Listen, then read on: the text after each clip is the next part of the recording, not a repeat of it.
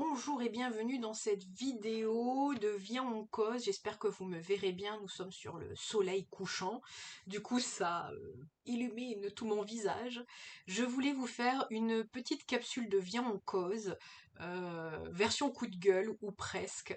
Je viens de voir passer un post LinkedIn et je voulais rebondir là-dessus parce que c'est pas le premier que je vois passer et je pense qu'on est dans une ère un tout petit peu trop poussée sur c'est la faute à l'autre, et notamment le LinkedIn parlait de l'espace professionnel, hein. Il parlait notamment de tout ce qui était management. Attendez, je vais peut-être la mettre comme ça parce que sinon, hop, voilà. Et donc, je voulais vous parler de ce post qui était passé, qui relatait notamment le management. Alors, de temps en temps, je vois passer sur le management toxique. Et puis, dernièrement, j'ai vu passer un post sur repérer le salarié toxique de votre entreprise. Donc, on donnait plusieurs tips, hein, plusieurs comportements qui pouvaient relever d'un comportement toxique et qui pourraient polluer l'ambiance dans une entreprise.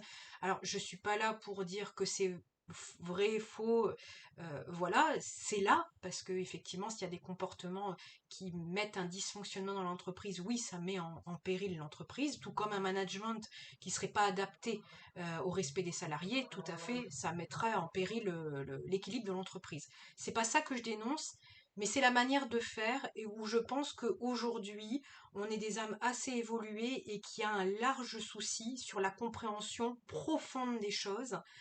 Quand on devient manager, on prend aussi la responsabilité d'accepter toutes les parts de soi.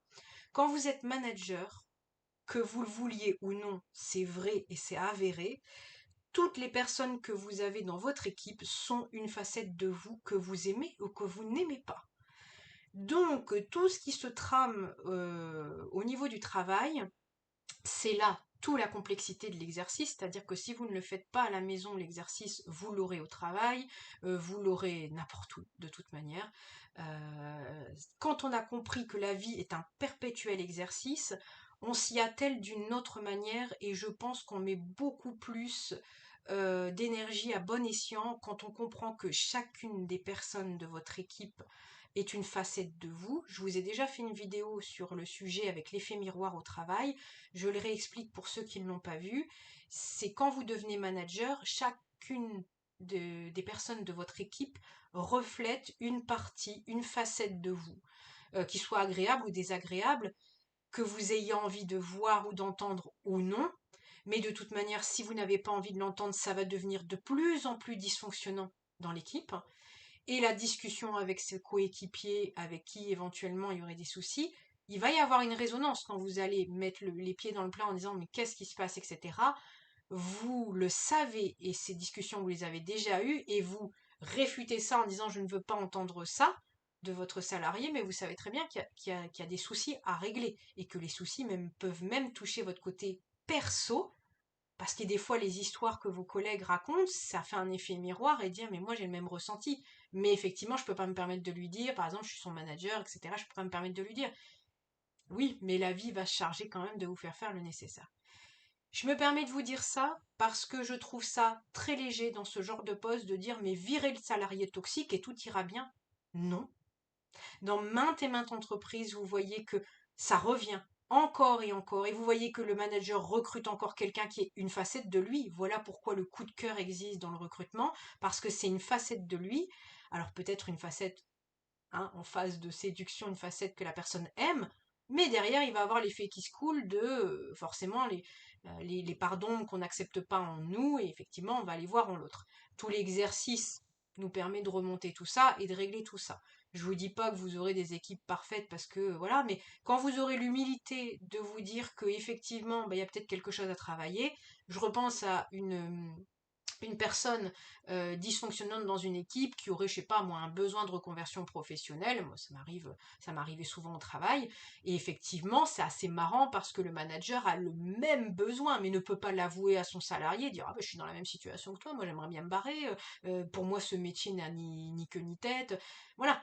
Et ça vient réveiller ça chez le manager. Donc, on vous demande pas de parler à votre coéquipier et d'expliquer vos tourments personnels, Mais à vous, effectivement, d'aller peut-être vous dire, en rentrant à la maison, bon là, cette personne, elle vient réveiller ça chez moi, hein, et c'est pas réglé ça, hein. Donc je risque de ne pas être un bon manager si je ne suis pas dans un métier qui me correspond, parce que vous savez que c'est comme dans beaucoup de choses, si vous aimez pas ce que vous faites, bah l'énergie, ça va être compliqué, hein, au fur et à mesure du temps, avec les aléas, avec des journées sans, hein, souvent, bah ça va être compliqué.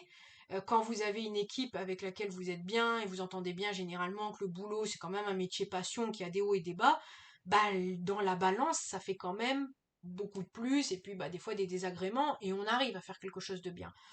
Donc ça, c'est typiquement un exemple aussi.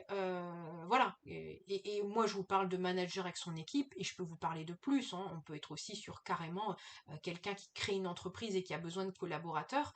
Bah, c'est le même topo. Il attirera des gens qui sont dans sa vibration. Le recrutement se fera parce qu'il y aura quelque chose de similaire, quelque chose de reconnaissable chez l'autre, comment je pourrais dire, de familier chez l'autre. On se dit, ah, on sera bossé ensemble parce qu'on a cette même manière de penser, tout à fait. Mais encore une fois, faut-il accepter que c'est aussi avancer avec l'autre comme dans toute relation, et que ça sera pas toujours nickel, et qu'il va y avoir des effets miroirs à gérer. Et je pourrais même vous dire que d'une certaine manière, c'est une sacrée psychanalyse qu'on fait sur soi, hein, quand on demande de toute manière de devenir manager ou même encore directeur, etc., etc. Voilà, alors après, les postes sont pas les mêmes, comment dire, les choses, je sais pas dire les compétences, mais les stratégies sont pas les mêmes, hein. Le salarié, on lui demandera pas la même chose qu'un manager, qu'un directeur, voilà. C'est pas les mêmes choses, mais inévitablement, le rapport humain vous fera travailler des choses. Vous arrivez aussi dans la vidéo, dans l'autre vidéo, je vous expliquais que dans le travail, ça peut être aussi des relations dans votre famille que vous n'arrivez pas à redessiner, à re-réglementer d'une certaine manière. Si vous avez tendance à être en mode sacrificiel dans votre famille et vous dites oui, amène à tout, bah dans le boulot, vous allez tomber sur un espèce de tyran qui va vous demander de faire tout et le travail des autres. Et voilà, comme pour que vous mettiez des limites là, et ben vous allez les mettre d'abord au travail, peut-être, et après, voilà. Et si vous les mettez pas au travail, vous changez de travail, ben généralement, vous allez ramener les mêmes problèmes sous forme différente, peut-être dans un autre job. On évolue toujours, je dis pas qu'on stagne, mais tout ce à quoi vous résistez persiste en fait. Donc c'était juste un point, un faux coup de gueule, parce que vous voyez, je crie pas, ça m'intéresse pas, mais mais voilà, je me penchais un peu sur le côté management, parce qu'à un moment il m'avait été proposé un poste de management, et je savais pas, comme tout le monde, je savais pas si j'aurais eu envie d'occuper ce poste, et je m'étais posé intimement la question de comment on fait pour être un bon manager comme tout le monde, hein. Et donc la vie m'a amené plein d'exemples, contre-exemples, plein de choses, et je suis en train d'expérimenter ça en même temps. Et puis vous savez que moi j'aime bien mettre le côté humain, parce que ça c'est mon dada, et que de toute manière, que ça soit manager ou chef d'entreprise comme je suis maintenant, voilà, mon but c'est de m'améliorer, et puis c'est de comprendre aussi qu'on est un tout, et puis d'arrêter aussi, même si c'est dur, de mettre le doigt sur l'autre et dire c'est de ta faute, grand méchant, si je vis quelque chose de désagréable. Voilà, tout l'exercice c'est de se dire bah merci. Et j'ai encore eu quelques exemples en tant que cliente, hein, en retour produit, et des choses comme ça. J'ai vécu quelque chose de désagréable, et je suis allée analyser ça. Et au final, même si c'était désagréable, je dis merci à cette personne, parce qu'elle m'a montré bah, des fois les contre-exemples et ce que je voulais pas être ou devenir, et bah, les points sur lesquels effectivement il fallait être vigilant pour pas rentrer dans ces schémas. Je veux pas dire toxique, parce que ça c'est un mot qui est devenu fashion, mais pour devenir la meilleure version de moi-même. Voilà. J'espère que cette petite capsule vous aura plu, aidé, parlé. N'hésitez pas à mettre dans les commentaires bah, si vous avez des choses à partager là-dedans. On est là pour ça. Bon, désolé pour le décor, hein, pour ceux qui connaissent, qui suivent les vidéos sur la chaîne, je suis en transit. Je suis dans les cartons. Là, c'est mon petit bureau rapide, aménagé rapidement en transition avant ma prochaine maison. Donc voilà, donc n'hésitez pas à me laisser des petits commentaires, des likes, voilà, la chaîne est là pour ça, pour le partage. Et moi je vous dis à très bientôt pour une nouvelle vidéo de Viens en cause. Salut la team!